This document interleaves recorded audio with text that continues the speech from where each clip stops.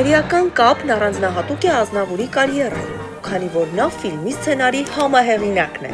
Նրա հերոսը հնավաճառ Ահարոն Ռապապորտն է, որին հարևանները ներքաշում են կողոպուտի գործի մեջ։ Այս դերում Ազնավուրը կրկին ցուցադրել է իր կատակերգական վարպետությունը, համադրելով այն մարդկային անկեղծության հետ։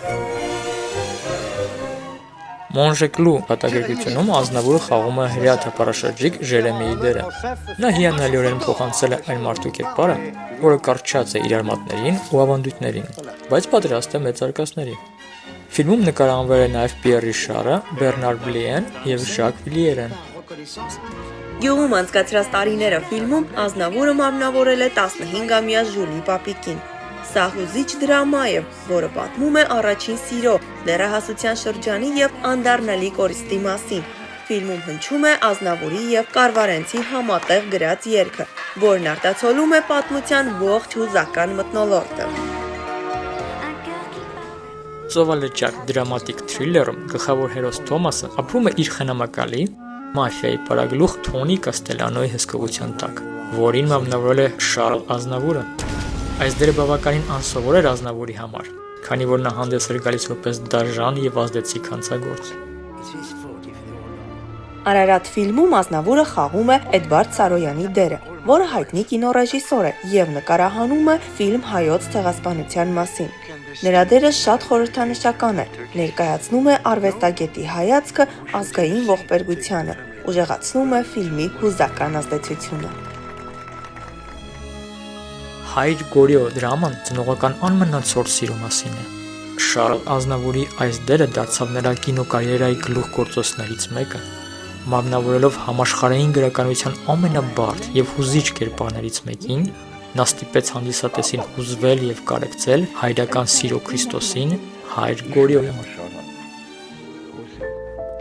Իմ գնդապետ ֆիլմում Ազնավուրի հերոսը որդեկորույս հայր է, որի որդին զոհվել է Ալժիրյան պատերազմում ֆրանսիական բանակի գնդապետի կիրառած բռնությունների և հալածանքների հետևանքով։ Սա Շարլ Ազնավուրի կարիերայի ուշ շրջանի լավագույն դրամատիկ դերերից մեկն է։ Ոչ, վերև անիմացիոն մուլտֆիլմի ֆրանսերեն տարբերակում Ազնավուրը հնչյունավորել է գլխավոր հերոսին Կարլ Ֆրեդրիքսենին։ Ես տեսա ինձ այդ փոքրիկ ծերունու մեջ։ Նա ունի իմ բնավորությունը, իմ ժեստերը և նույնիսկ իմ հայացքը, ասել է Ազնավուրը հարցազրույցներից մեկում։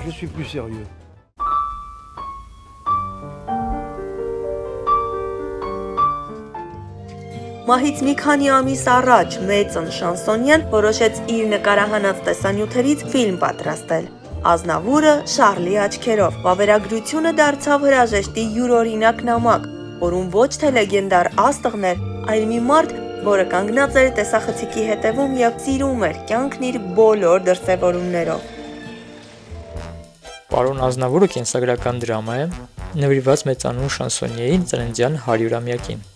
Ֆիլմում Ազնավուրի ամբողջ կյանքն է, ընտանիքը, հաջողության հասնելու դժվարին ճանապարհը և համաշխարհային փառքը։ Թահար Ռահիմի աշխատանքը պարզապես ցնցող է։ Ֆիլմը դիտելիս մոռանում ես, որ էկրանին դերասան է։ Մեր առջև հառնում է հենց ինքը՝ Շարլ Ազնավուրը։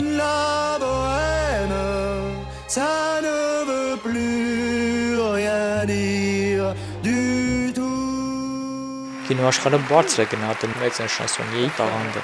Նա պարգևատրվել է ֆրանսիական կինոյի բարձրագույն պատվավոր Սեզար մրցանակով, իսկ 2017 թվականին Հոլիվուդի փառքի ծառուղում հանդիսավորությամբ բացվել է Ազնավուրի անվանական աստղը, հավերժացնելով նրա անունը համաշխարհային կինոարվեստի մեծերի կողքին։